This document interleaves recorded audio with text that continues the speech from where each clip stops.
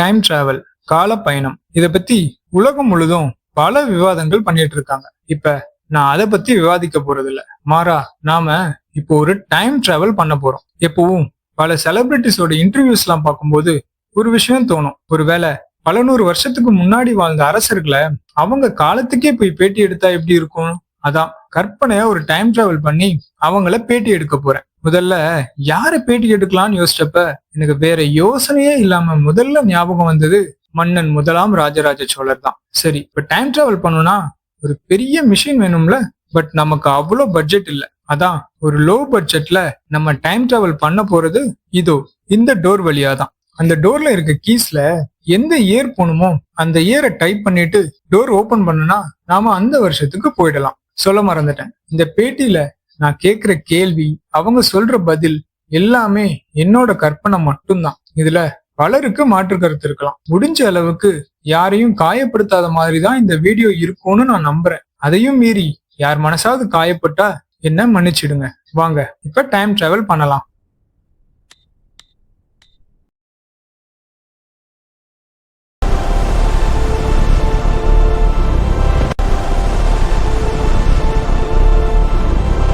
நாம் இன்று சந்திக்க போகிறவர் ஒரு மன்னன் மட்டுமல்ல, காலத்தின் மணல் வீச்சலில் அழியாமல் நிலைத்து நிற்கும் ஓர் பெயர். பேரரசை வென்றவர் அல்ல, பேரரசை உருவாக்கியவர். சோழ சாம்ராஜ்யத்தின் சிகரம், மாமன்னர் ராஜராஜ சோழன்.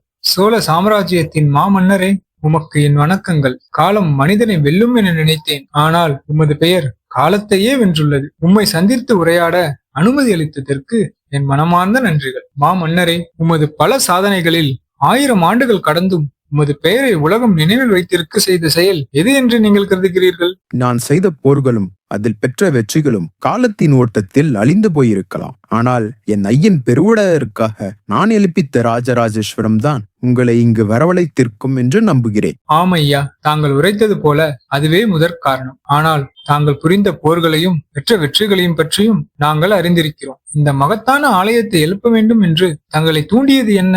இலங்கைக்கு சென்ற போது அங்கு புத்திர பெருமானுக்காக எழுப்பப்பட்டிருந்த மாபெரும் சிலைகளையும் ஆலயங்களையும் கண்டு நான் மிக்க வியப்புற்றேன். அதேபோல் என் ஐயன் சிவபெருமானுக்காக உலகம் வியக்கும் ஒரு ஆலயம் எழுப்ப வேண்டும் என்ற உறுதி என் மனதில் பிறந்தது. பின்னர் காஞ்சி மாநகரில் பல்லவர்கள் எழுப்பிய கைலாசநாதர் ஆலயத்தின் வடிவமைப்பும் கட்டிட நயமும் என்னை மிகவும் ஈர்த்தது. அந்த அமைப்பை முன் மாதிரியாக கொண்டு, ஆனால் அதைவிட உயர்ந்த நிற்கும் வகையில் ராஜராஜேஸ்வரத்தை எழுப்பினேன். அரசே, அந்த மகத்தான ஆலயத்தின் கட்டுமானத்தை பற்றி எங்களுடன் பகிர்ந்து கொள்ள முடியுமா? ஒரு ஆலயம் பக்தியால் எழலாம், ஆனால் அது நிலைத்திருக்க வேண்டுமெனில் கணிதம் அதன் அடிப்படையாக வேண்டும். அடித்தளத்தின் பரப்பளவு, மேலே செல்லும் போது குறையும் அளவுகள், எடையை சமநிலைப்படுத்தும் வடிவமைப்பு, இவை அனைத்தும் முன்கூட்டியே கணக்கிடப்பட்டவை. அரசே, அந்த துல்லியத்தை எவ்வாறு உறுதி செய்தீர்கள்? ஒவ்வொரு கட்டத்திலும் தனித்தனி பொறுப்பாளர்கள் இருந்தனர். அளவுகளை கணக்கிடும் அறிஞர்கள், வடிவமைப்பை கண்காணிக்கும் தலைமை சிற்பிகள், ஒவ்வொரு கல்லையும் பரிசோதிக்கும் மேற்பார்வையாளர்கள், மேலும் கயிறுகளால் கோணங்கள் அளக்கப்பட்டது. நிழல் மூலம் உயரம் கணக்கிடப்பட்டது. மன்னவா, இந்த அற்புதத்தை கட்ட எத்தனை ஆண்டுகள் எடுத்தது? இதை முழுமைப்படுத்த சுமார் 6 ஆண்டுகள் எடுத்தது. அரசே, இத்தனை பெரும் அதிசயத்தை வெறும் 6 ஆண்டுகளில் எவ்வாறு நிறைவேற்ற முடிந்தது? ராஜராஜேஸ்வரம் ஒரே மனிதனின் செயல் அல்ல, அது ஆயிரக்கணக்கான கரங்களின் உழைப்பும் நூற்றுக்கணக்கான சிந்தனைகளின் ஒற்றுமையும் தான். நான் ஒரு எண்ணத்தை விதைத்தேன், ஆனால் அதை நனவாக்கியது என் மக்கள். அவர்களின் அர்ப்பணிப்பே இந்த ஆலயத்தை உயர்த்தியது. ராஜராஜேஸ்வரம் என் பெயரால் அழைக்கப்பட்டாலும் அது சோழ நாட்டின் இதய துடிப்பு. மேலும் நீங்கள் கூறும் உங்கள் காலத்தில் இத்தகைய ஆலயங்கள் விம்மிமல்கின்றனவா? மன்னவா, உங்கள் ராஜராஜேஸ்வரம் இன்னும் உயர்ந்து நிற்கிறது. 1000 ஆண்டுகள் கடந்தும் அது மனிதர்களை வியக்க செய்கிறது. எங்கள் காலத்தில் உயரமான கட்டிடங்கள் உள்ளன, வானத்தை தொடும் கட்டிடங்கள். ஆனால் காலத்தை வெல்லும் கட்டிடங்களை காண்பது அரிது.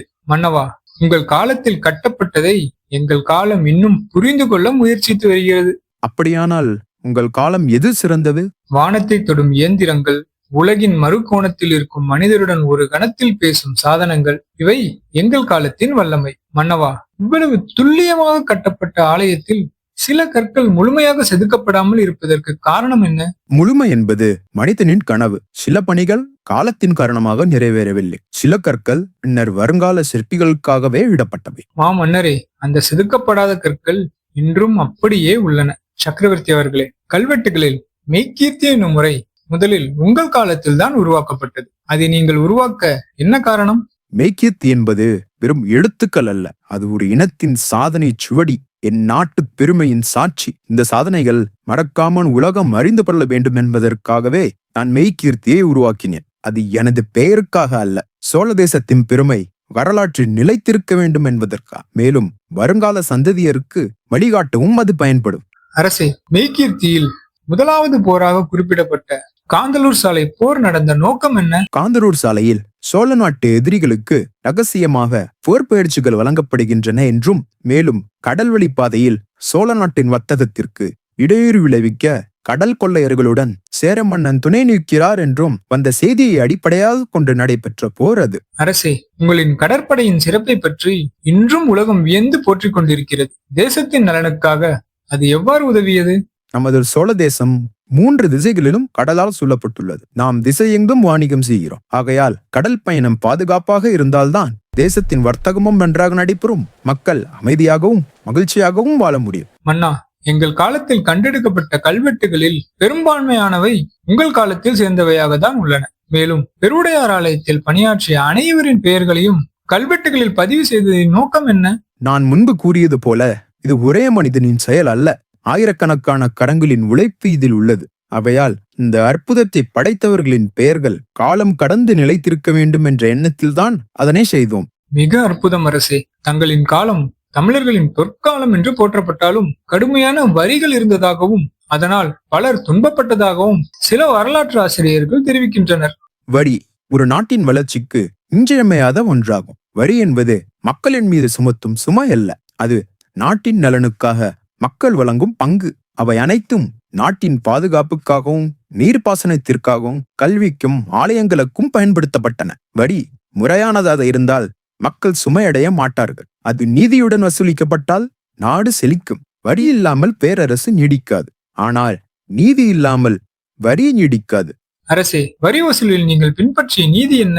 வரி என்பது மக்களிடமிருந்து கொள்ளை கொள்ளும் கருவி அல்ல, அது நாட்டை நிலைநிறுத்தும் ஒழுங்கு.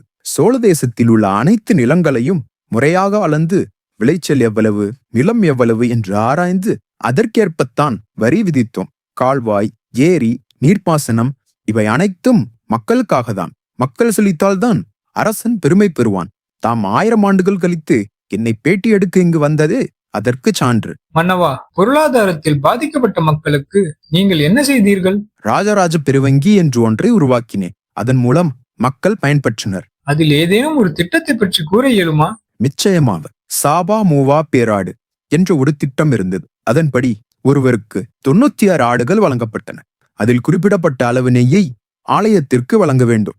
பின்னர் மீதியை அவர்கள் தங்களின் தேவைகளுக்காக பயன்படுத்திக் கொள்ளலாம். சில காலம் கழித்து ஆடுகளை பெருக்கி வங்கிக்கு அதே 96 ஆடுகளை திருப்பி வழங்க வேண்டும். இதன் மூலம் பலர் முன்னேற்றம் அடைந்தனர், தன்னிறைவு பெற்றனர். மிக அற்புதம் அரசே. மன்னவா, தாம் தவறாக எண்ணிக்கொள்ளவில்லை என்றால் தங்களின் தமையன் ஆதித்த கரிகாலரை பற்றி ஒரு செய்தி கேட்கலாமா?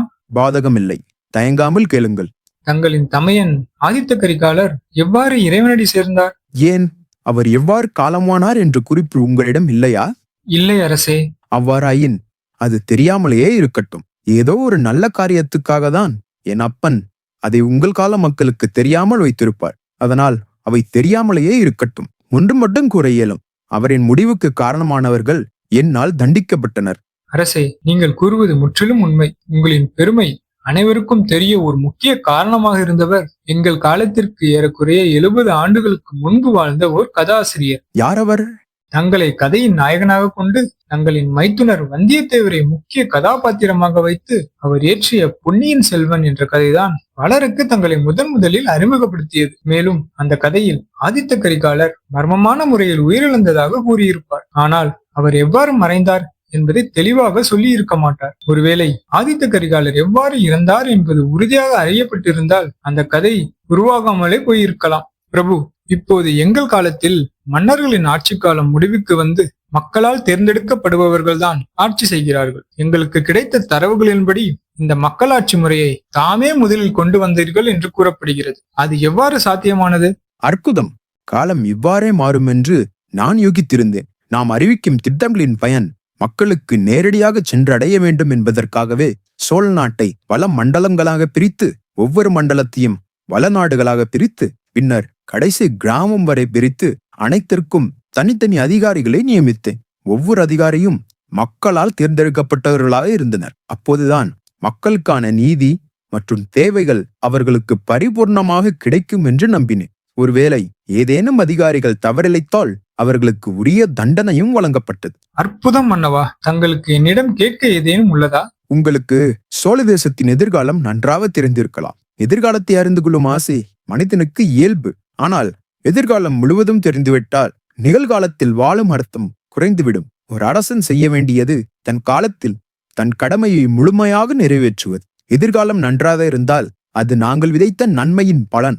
அது நன்றாக இல்லையெனில் அதை சீர் செய்வது உங்கள் கடமை. மன்னவா, இறுதியாக ஒரு கேள்வி. எங்கள் கால மக்களுக்கும் எங்கள் காலத்து ஆட்சியாளர்களுக்கும் நீங்கள் சொல்ல விரும்பும் செய்தி என்ன? 1000 ஆண்டுகள் கடந்தும் என் பெயரை நீங்கள் உச்சரிக்கிறீர்கள் என்றால் அது நான் உயிரோடு இருப்பதற்கான சான்று அல்ல.